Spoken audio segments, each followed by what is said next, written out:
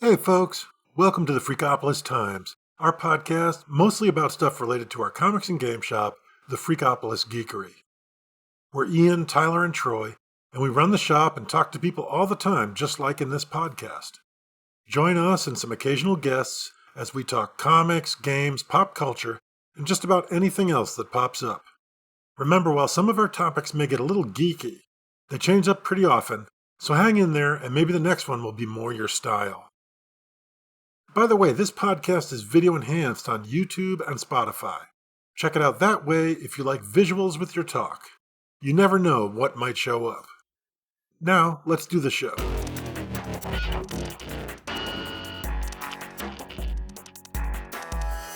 We're all Halloweened up, decorated. You know what's funny? The beautiful upstate New York autumn that we are well known for.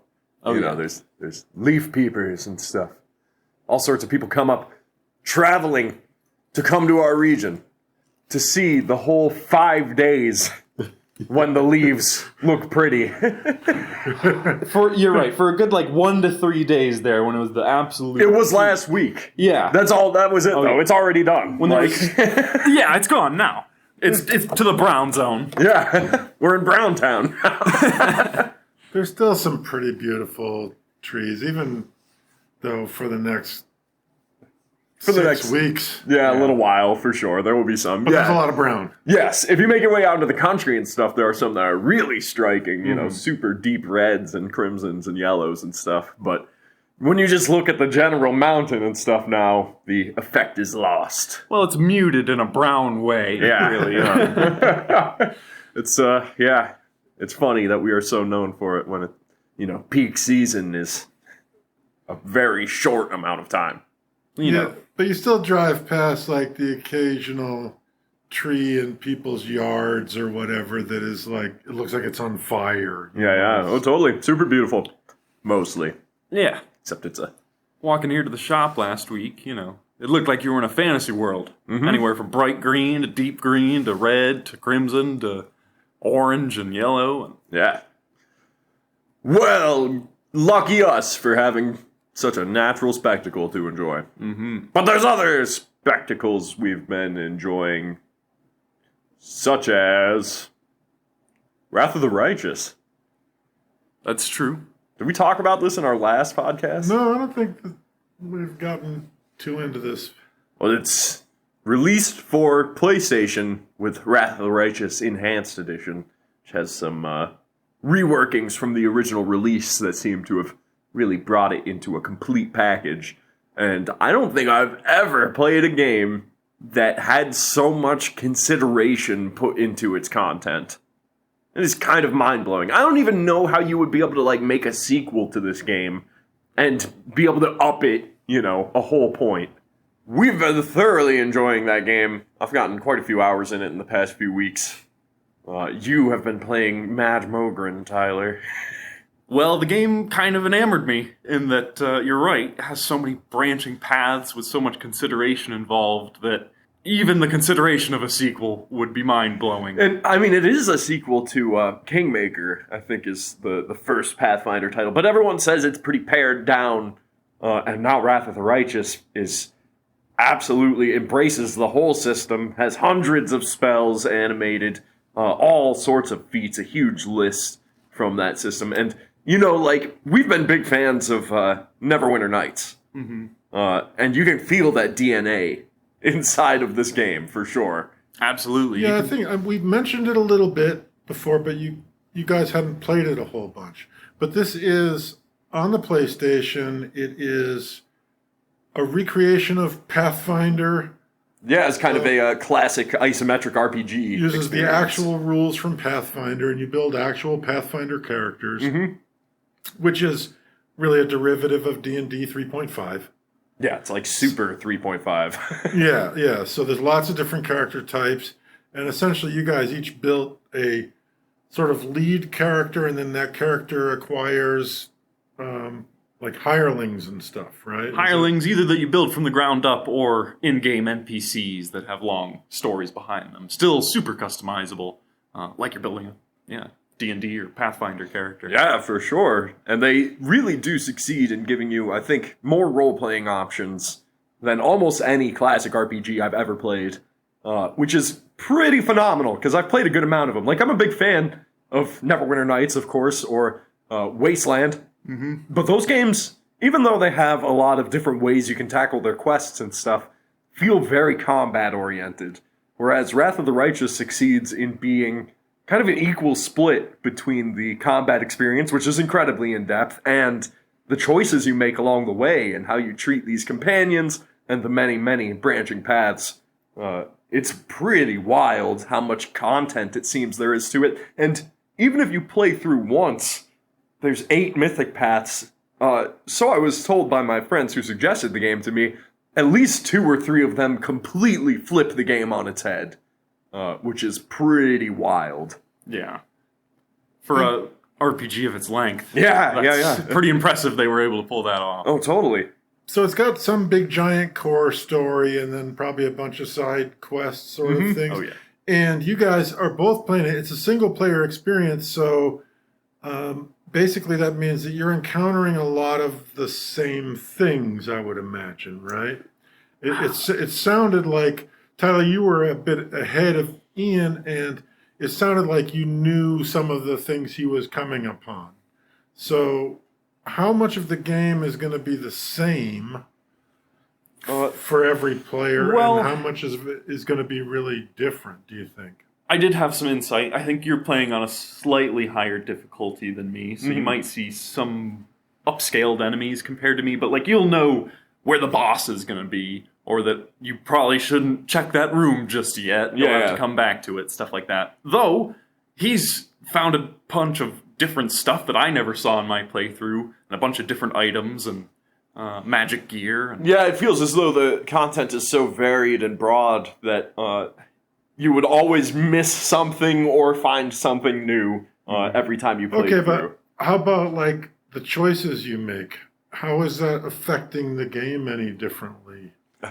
Wildly. I was going to say, in a crazy amount. Okay. So, We got an example?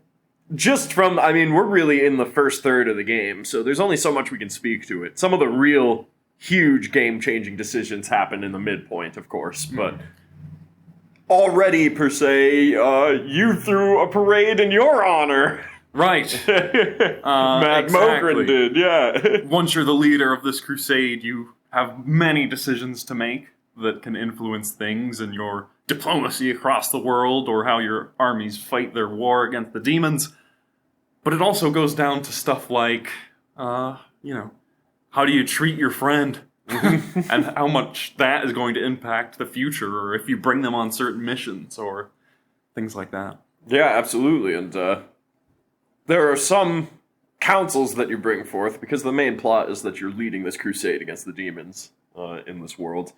Some of these councils that you bring forth are filled with decisions that you make prior to executing combat plans and stuff.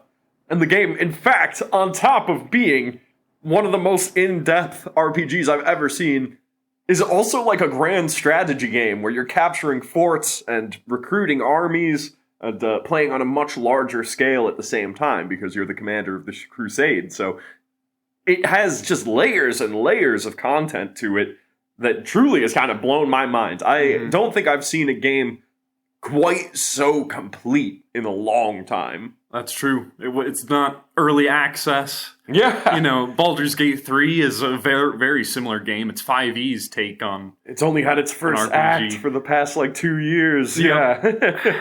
It's a long first act. There's a lot to do. It feels like a, pretty complete little story there, except there's so much more to be done, yeah. I think Path of the Righteous has, at least 4 or 5 acts. Yeah, that's pretty wild. I'm definitely excited to dive into the rest. I know a lot of people say that they don't beat it because of its length. That can be the case with some games, and there's quite a few games where, let's per se Elden Ring, about 4/5 of the way through, I was like, oh, this is about when this game should end. And yet they keep poking you further and further along for the last, 10 hours or so. I could see them doing that, but, by that point you'll have so much invested into it because it Yeah. actually has a story Yeah, that you've yeah. shaped and influenced, And dealing with those consequences. Yeah, I get that some people just don't have the time to beat such a lengthy game, but I do, so I'm looking forward to seeing what's going on there for sure. And as far as just writing and characters and setting goes, they got some pretty talented folks over there at that studio putting things together because it's satisfactory the way through. And voice acting. I was going to say, the voice acting is kind of legendary at this point. Yeah, you just encountered an angel avatar that had the most freaking awesome voice actor. He was into it. Yeah. I am the holy hand of Iomine. Right, It's like, exactly. this guy's awesome. And he had a lot to say. He did. He went on for minutes Yeah. just carrying on that boisterousness. But when they got that guy in the studio, he was like, I am ready. Yeah. I am the angel lord today.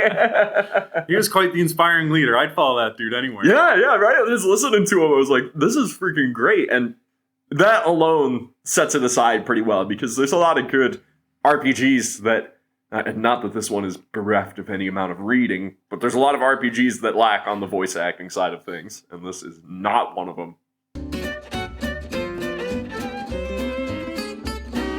So in Magic the Gathering, the Unfinity set finally came out. Everybody's been knowing about it for, I don't know, Some months. 6 months Yeah. or more.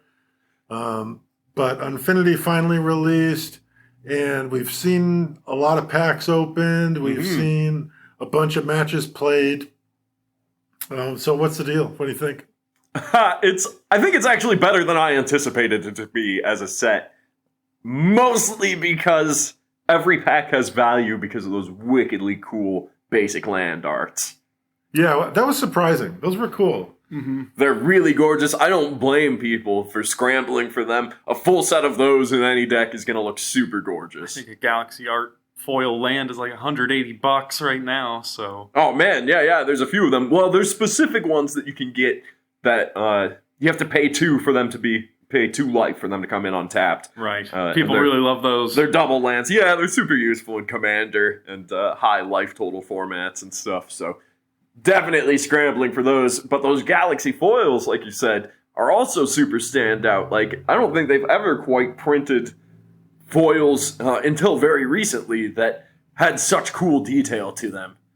I'm excited to see where they use that in the next set. Yeah. Now if they have this printing kind of to match like Pokemon's quality, the Pokemon trading card game, their print quality is insanely cool. And you're seeing a lot of that same technology and techniques being adapted on the Magic the Gathering side. And I say, it's about time, because you should know immediately when you have a wickedly awesome Magic card. Whereas sometimes I've seen I have cards in my collection where I'm like, that's a $12 card? Like, it looks so mundane, you know?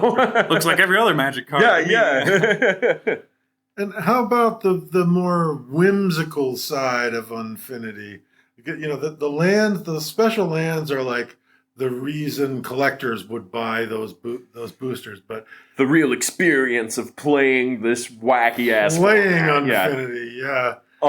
It looks like fun, for sure. Drafting up those crazy decks, using the attractions, using all the completely wild effects.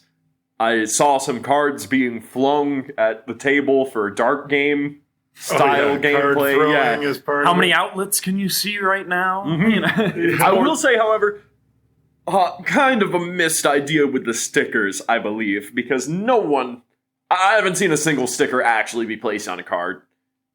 They're like, oh, commemorate your whole experience by ruining the cards. Yeah. I'm getting rid of those stickers. Yeah, well, I don't think that people are going to want to do that, and I haven't seen anyone even attempt to build decks around sticker play personally, because it seems counterintuitive, I'll say. Yeah, I mean, well, I guess people apply value to Magic cards mentally, and yeah, is To this deface them is this the right time to burn this card? You know, that sort of thing. No, I mean, some of that is the idea. It's supposed to be very whimsical. lighthearted, and the cards are really only so good for playing in general formats, unless you get very lucky. Pull those seldom few cards that are. But when you're playing Unfinity, you're supposed to be willing to sacrifice these things left and right, and a lot of people are not. They can't bring themselves to do it. No. I think people will save them for no good reason. I don't think they're going to have any collectability, but perhaps 10 years down the line, a whole sticker sheet might be. Yeah, right. Those people that are still using their sticker tribal Unfinity deck. Yeah, they're going to be desperate for unused sticker cards. True enough. Then you got $15 a piece per draft pack. No, all in all, though, it is a very entertaining concept to play in such a wacky way. And some of those cards are applicable in current various formats. Decks Yeah. and More stuff, limited formats, or not limited the format. There's a smaller selection of formats, I'll say, that you can include a few of these cards in. And yeah, pretty fun stuff. They're marked. They're marked whether you can use them in. Yes. If it's right, if they have the acorn, you can use them. Right. If they don't have the acorn, good to go. The acorn is we're kind of like the rarity little foil stamp that they put on their more, the cards that they don't want to be actually played, counterfeited. That's why they put that little. Yeah. It's a production technique to make sure that it's a real Magic card, because it would be hard to produce a Magic card with a tiny little foil oval on the bottom. These ones, the oval is now an acorn, and when you have those acorn cards, they're only for Unfinity, meaning that.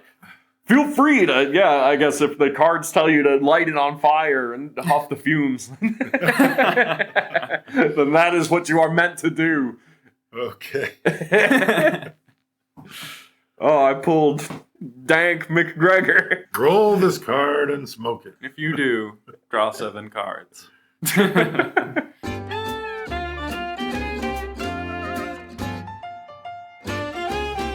We kind of missed the immediate reaction on this one, but it's not too late, I feel, because this is going to be the buzz until it just comes out. And by just comes out, I mean the deformity that is going to be the Mario movie. I was not sure where you were going with that. So many possible places you could take it to. The Mario movie, yeah. Which I was so concerned that was going to be like, oh no, they're not doing this live action, are they? Yeah, they already did that.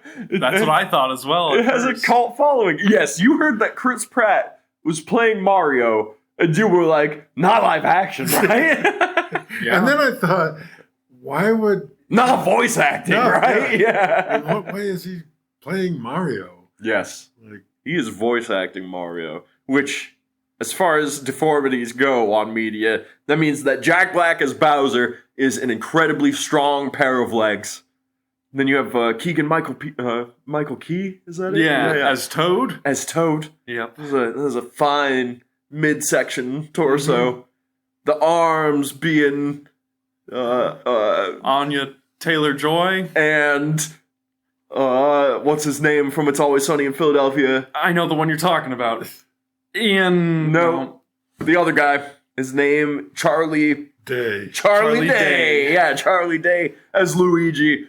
And then for the head, a completely bulbous, out of shape, misformed, ugly Sonic looking Chris Pratt. Yep. As Mario, turning it in from a beautiful sculpture into a monstrosity. Why are we building this up Transformer style?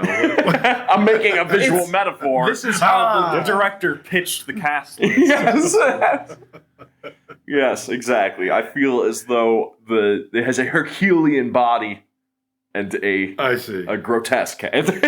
Well, maybe we're not giving the guy enough credit. Maybe he can pull off those Mario whoop-de-doos. I think that he is not the right casting for this role. Is how I'll put it. But we know, I really don't believe he's going to even do that.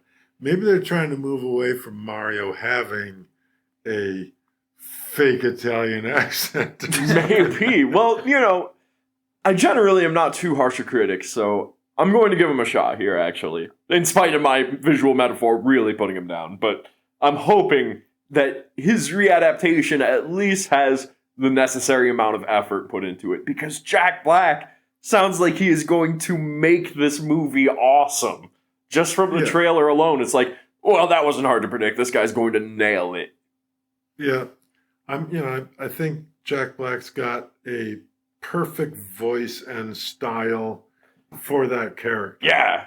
Yeah, that was well cast. Yeah. Which just juxtaposes Mario being Chris Pratt.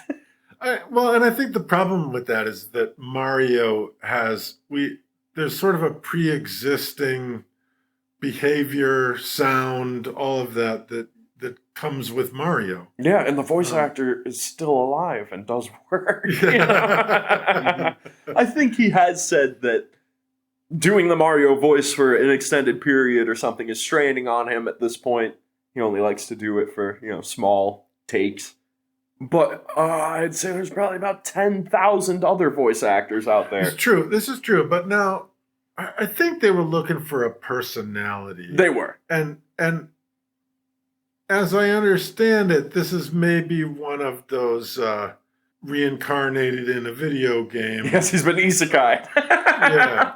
We have some theories, yeah. Yeah. So then, maybe just his internal monologue is Chris Pratt's regular voice. Maybe. He's putting kind of a Brooklyn accent. Cool. Yeah. That works. It could work if he puts the effort in a big way. And it doesn't just sound like Chris Pratt went to the studio and did a crappy Brooklyn accent, I think what they're doing by that idea of, he's reincarnated as Mario or whatever, is they're basically trying to say, put aside everything pre-existing about Mario and his behavior and his sound and his, On the flip side of that, though, yeah, they're trying to give him a lot of character. That's cool. I hope it works. But he didn't actually have to have any dialogue at all, as far as I'm concerned. Everyone else could have spoken to him and he could have said, Yahoo! And everybody would have been like, hey, that's Mario. Everyone loves him. It would have been pretty fitting. You don't need Chris Pratt for star power when your main character is Mario. Right. Everybody knows him. Everybody. So true. he's an icon of the gaming world, so ubiquitous that 80-year-olds are like, oh, that's a Mario machine, isn't it? Well, yes, it is, actually. So, to give him a voice actor who really is going to put their own spin on it, I feel is a risk compared to otherwise surprisingly great casting as far as I'm concerned. All those other guys are going to put their whole into it and really try to bring those characters to the big screen in a cool way. So, I guess we'll see trailers. Yeah. And we'll know a lot more about how they're playing it and how it works. But, your predisposition is likely to be, oh man, that just doesn't seem right. And I'm not alone in that. Yeah. Nope. The internet's general reaction over the last week and a half or so was, but why Chris Pratt? Right. Everything else, and that animation studios who did Minions stuff mostly, I believe. Wow. That's some pretty top-notch stuff. Yeah, it has taken strides, and, the lighting and the way it looks is pretty strikingly cool. Those artists are obviously working hard.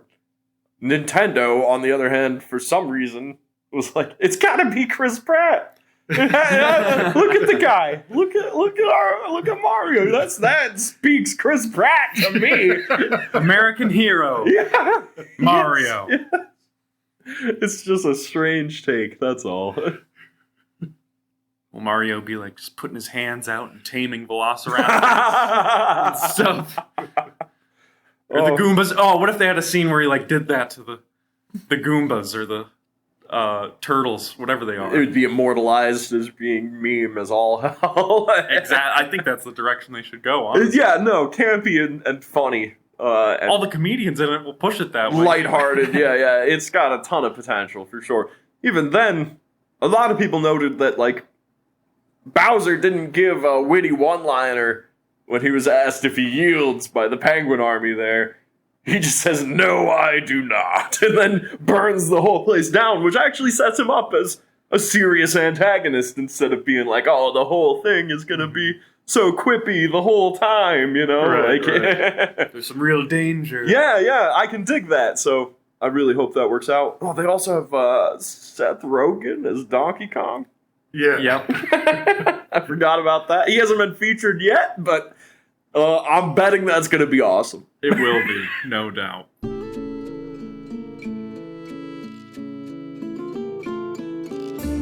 Oh man, another thing that I had from last week that we didn't get to dive into was Alan Moore. Alan Moore, prolific comic writer. Yeah. Watchmen, Marvel Man, all that kind of stuff. Scorned by the industry. Probably a modern Socrates, as far as most people are concerned. Said, within the last 2 weeks, that Recently. in an interview last week, Alan Moore warned, infantile love for Batman and other superheroes can be a precursor to fascism. Well, that's also coming from somebody who makes characters that are multidimensional. Yeah, true enough. Aren't just paragons of justice and Yeah, society at large. he's thought a lot on that topic. More than I have, so I'm not necessarily going to question his statement there. Now he's got seniority here. Yeah. But does it speak to maybe a little bit of a jab at the industry as a whole? I'm not entirely certain where he's getting at with that statement, because I know a lot of people who are big Batman fans who are certainly not fascists. Yeah, I mean, and actually, I think more than not. So it almost feels like, street signs are leading up to fascism. Yeah.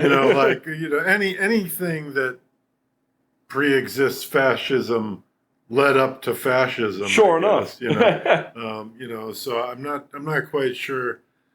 I mean, infantile, the phrase infantile in there, As a qualifier. yeah, makes me think, okay, well, maybe we are talking about a certain type of person that is, Didn't manage to mature out of teenagerdom, essentially. right, and total hero worship.